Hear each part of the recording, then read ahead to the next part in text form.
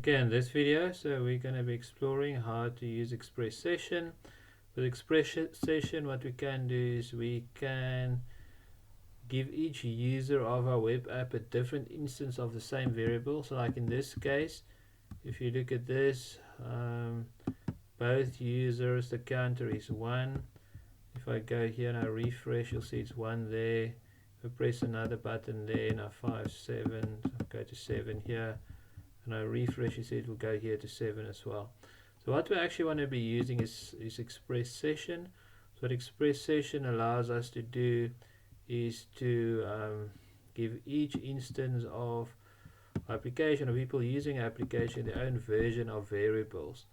And to set this up, what we need to do is we need to install ExpressSession. And then what we need to do is to require this in our application. So we need to go up here and we need to say, hey, I'm using session here. And then what we need to do is to configure middleware to use this. But what we want to do is we just copy the existing configuration from the npm page. So we go here, the bottom section, to request.session. And then what we do is over here, and then I'm just going to say here configure http session middleware. Okay, put that there, put that. Okay, so now what we can do is, you can see normally I have this counter here, but instead of doing what we're doing now is we can actually say, we can use a counter on http session. So we're going to have request, so it's request.session.counter. Okay, in this case what I want to do is I want to check, does this counter exist? Okay, do you have this value in your session? And in this specific case, what I want to do is I actually want to set the counter equal to, Control Z, I want to set the counter to, I'm going to say request.session.counter. I'm going to set it to 0 like that. Then we want to say that we want to increment that counter like so.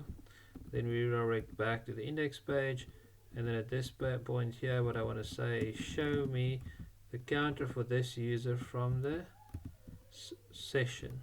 Okay, if all goes according to plan, I don't need this counter anymore, it's no longer used because we're now using the counter that comes from a session. Okay, so let's have a look, and if we go here, you refresh, my app is not running, so I just need to fire it up.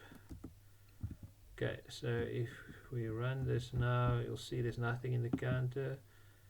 Press the button to count, the counter is going up.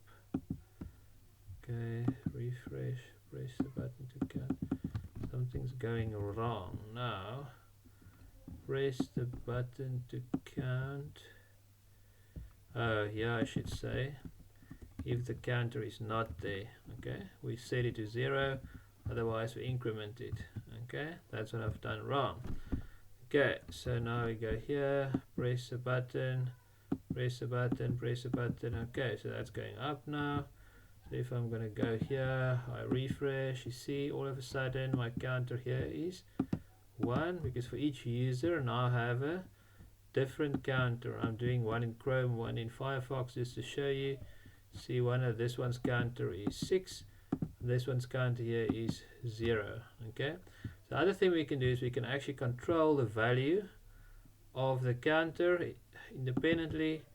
So we could actually add another route in this case, but to reset the counter. So I can go do this, and I can just say here reset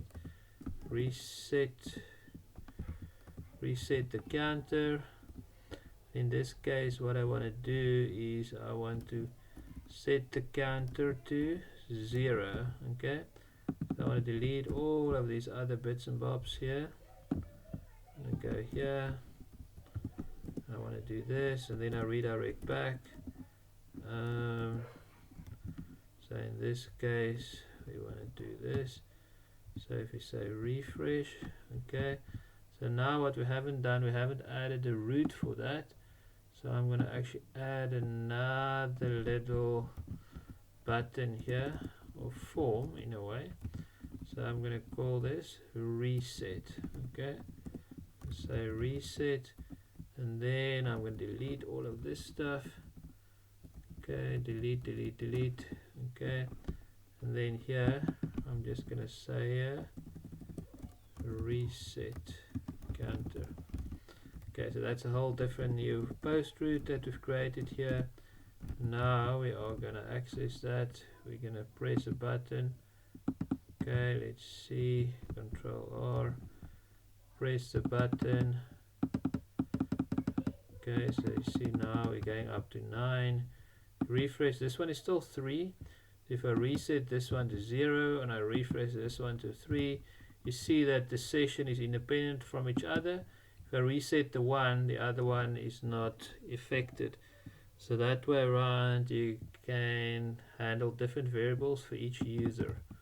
So that is how you are using HTTP sessions using the HTTP session middleware in ExpressJS.